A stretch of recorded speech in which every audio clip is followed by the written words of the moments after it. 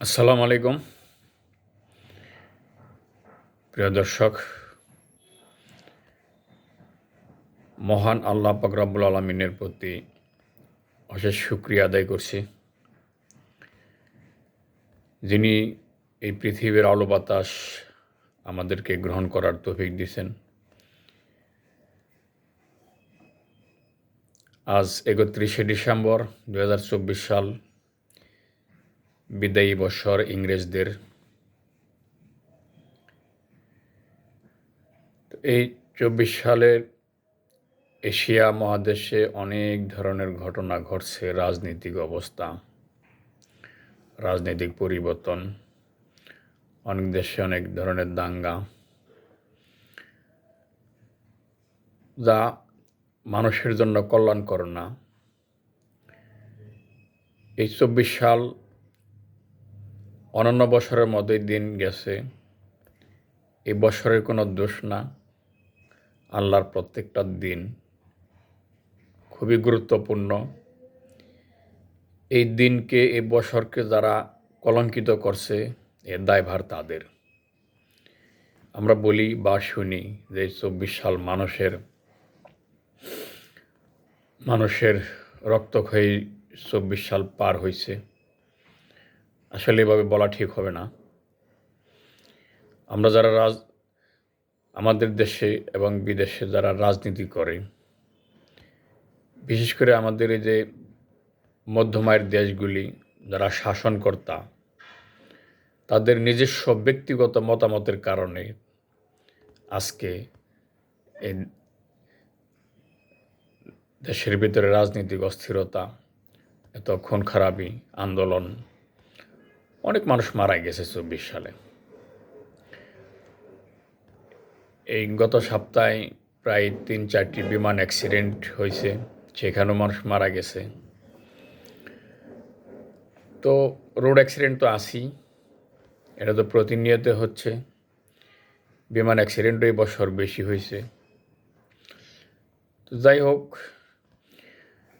আমরা যারা মানুষ, সব দেশে যারা দেশ চালান, যারা রাজনীতি করেন, তারা জনগণের জন্য করেন, নিজের প্রতিশোধ নেওয়ার জন্য রাজনীতি করেন না। প্রতিশোধ নেওয়ার জন্য রাজনীতি করলে এরকমই হবে, আজকে আপনি প্রতিশোধ নেবেন, কালকে আপনার প্রতি আরেকজনের প্রতিশোধ নিব। এই দেশের জনগণের ট্যাক্সের টাকার উপরে একটা দেশ চলে। এখানে গরিব দুঃখী মানুষ, অনেক শ্রেণীর মানুষ আছে যারা অনেকের ট্যাক্স দিতে কষ্ট হয়, তারপরও ট্যাক্স দেয়। তো তাদের টাকাটা আপনি হাতে পায়ে এমন খুশি মতো ব্যবহার করবেন, যারে তারে সুযোগ সুবিধা দিয়ে নিজের প্রতিশোধ নেবেন, এটা হয় না। আর বিরোধী দল সবসময় প্রতিপক্ষ থাকবো, তার ধ্বংস করার জন্য চিন্তা করতে হবে, এটা রাজনীতিক না। এই ধরনের রাজনীতি যতদিন থাকবে এই পৃথিবীতে, ততদিন পর্যন্ত এ দাঙ্গা হাঙ্গামা থাকবে, খুন খারাপি থাকবে, গুম থাকবে। আমাদের একেবারেই যে দেশেই হোক, প্রত্যেকটা গভর্নমেন্ট, সরকার দল যারা ক্ষমতায় থাকে, তাদের ভূমিকা বেশি। তারা জনগণের চিন্তা করবেন, নিজের ব্যক্তির মতামত চিন্তা খুবই কম করবেন।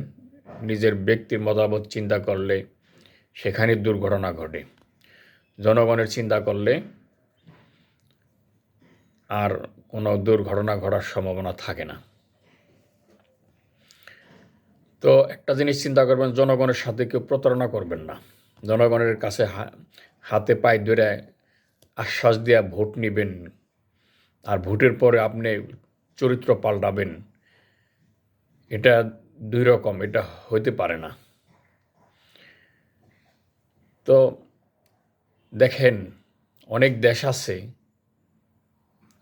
100% নিরাপত্তা গ্যারান্টি, সেখানে কোনো দাঙ্গা হাঙ্গামা নাই। যেমন অস্ট্রেলিয়া, সিঙ্গাপুর, তারপরে ইউরোপের অনেক দেশ আছে, এশিয়ার ভিতরে আরও ধনী দেশ আছে।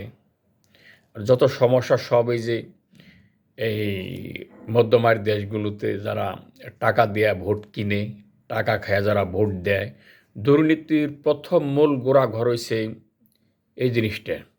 এই টাকার বিনিময়ে ভোট কিনা, টাকার বিনিময়ে ভোট দেওয়া, এগুলো আগে বন্ধ করতে হবে। একজন এমপি খুবই সামান্য টাকা দিয়ে যেন নির্বাচন করতে পারে। আর আপনি নির্বাচন দাঁড়াইলেই যে আমার মান সম্মান চলে যাব ফেল করলে, আমার টাকা দিয়ে মান সম্মান টিকিয়ে রাখতে হবে অনৈতিকভাবে, তা আপনি শুরুই তো করলেন অনৈতিক দিয়ে। আপনি যদি 10 লাখ 20 লাখ টাকা দিয়ে ঘুষ দিয়ে চাকরি ধরলেন, তো আপনি কী সেবা দিবেন? আপনি শুরুতে করলেন হারাম জিনিস দিয়ে, তা আপনাদের কাছে মানুষ কীভাবে ভালো আশা করব? তা আমাদের দেশে এই পর্যন্ত হঠাৎ করে আজকে এর দেশ খারাপ হয় নাই। এর দেশ খারাপ হয়েছে অনেক বছর ধরে। টাকার বিনিময়ে চাকরি দেওয়া, টাকার বিনিময়ে ট্রান্সফার করা, টাকার বিনিময়ে রাজনীতি করা, টাকার বিনিময়ে নির্বাচনে ভোটে পাশ করা। তো এই শ্রেণীর লোকেরা তো কোটি কোটি টাকা পাচার করব, দুর্নীতি করব, কারণ তারা ইনভেস্ট করছে। আর ইনভেস্ট করার সুযোগটা করে দিছে সরকার দল এবং জনগণ যৌথ। তো সেই ক্ষেত্রে আমরা সবাই যেন সাবধান হই। মূল ঘটনা কই থেকে সৃষ্টি এটা খুঁজে বের করা লাগবে, তা না হলে আমরা এই জাতি কখনো সুস্থ থাকতে পারবো না, কখনো উন্নতি করতে পারবো না। মূল জায়গাটা যদি আমরা খুঁজে বের না করতে পারি, আর সেটাকে সবাই প্রশ্রয় দেওয়া যাব না, প্রশ্রয় দেওয়া যাব না, এটা যে কোনো মূল্যে বন্ধ করা লাগবে। এইভাবে একটা দেশ চলতে পারে না। এইভাবে একটা পৃথিবীর ভিতরে খালি বাংলাদেশ না, আর অনেক দেশ আছে, রাজনৈতিক সমস্যা, দ্বৈত শাসন, ঠিক আছে, একজন আরেকজনের প্রতি বিশ্বাস রাখা পারে না।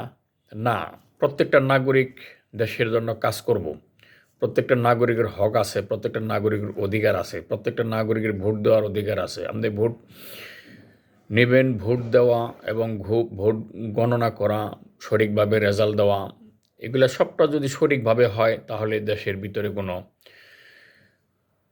দুর্নীতি থাকবে না। আর ভোট যুদ্ধ নিয়ে কেউ মারামারি করব না, সম্পূর্ণটাই জনগণের উপরে ছেড়ে দিতে হবে। ভোটের জিনিসটারে খুবই মূল্যায়ন করতে হবে, নাগরিক অধিকার প্রতিষ্ঠা করতে হবে, তাহলে দেখবেন সব ঠিক হয়ে যাব। আর আপনি প্রত্যেকেই সরকার ক্ষমতা, একটা মেম্বার দেখেন যে চেয়ারটা, এই চেয়ারের ক্ষমতার চেয়ারটা কতটা দাপট, কতটা মূল্যবান মনে করে। বাংলাদেশের ধরেন যদি কাউকে বলেন যে আপনাকে প্রধানমন্ত্রী বানিয়ে দেব, কেউ আর মানা করবো না, সবাই নিতে চাইব, পারুক আর না পারুক, সবাই নিতে চাইব ক্ষমতা। তো এরকম ক্ষমতা নেওয়ার জন্য বহুত মানুষ, চোর, বাটপার, গুন্ডা, বদমাশ, লুচ্চা বসে আছে ক্ষমতা নেওয়ার জন্য। এ কারণেই ভোটটা খুব জরুরি। আর ভোট সঠিকভাবে প্রয়োগ করা, ভোট সঠিকভাবে গণনা করা, সঠিকভাবে রেজাল্ট প্রদান করা, এগুলো খুব জরুরি। আপনার সরকারি অফিসার, একটা দেশের মেরুদণ্ড সরকারি অফিসার, এরা যদি অসৎ হয়, এরা যদি টাকার লোভে কাজ করে, তাহলে কিন্তু বিশাল সমস্যা। সরকারি অফিসারদের কেউ ব্যবহার করতে পারবো না, কেউ এদেরকে যাতে ব্যবহার না করার সুযোগটা না করার দেওয়াই উত্তম। এদেরকে যখন সুযোগ দেওয়া হবে টাকার বিনিময়ে, তখনই দেশের অন্যায্যতা শুরু হয়ে যাব। ওকে, অনেক কথা বলছি, বেদবি মাফ করবেন। সবাই একটু বোঝার চেষ্টা করবেন। খারাপ কই থেকে সৃষ্টি সেটা আগে বন্ধ করা লাগবে, সেটা খুঁজে বের করতে হবে। ওকে, আল্লাহ হাফিজ, আসসালামু আলাইকুম।